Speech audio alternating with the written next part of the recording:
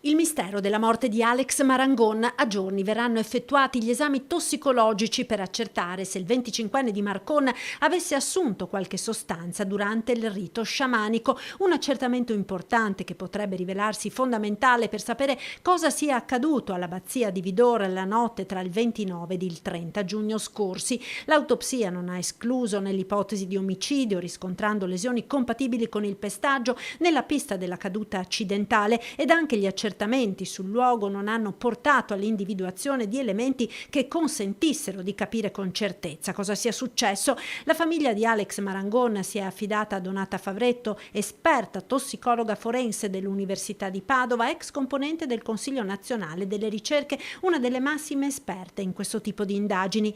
Accertamenti tossicologici in grado di individuare le sostanze anche a distanza di diverse settimane, come in questo caso. Gli strumenti oggi della patologia forense sono molto complessi, molto sofisticati, quindi si tratta di analisi molecolari, tossicologiche, che certamente consentono di ottenere le informazioni necessarie. Tenete conto che i liquidi sono stati prelevati nel momento poi in cui i colleghi, credo sia il dottor Forlaneto, abbia svolto appunto l'incarico peritale. Quindi direi di sì.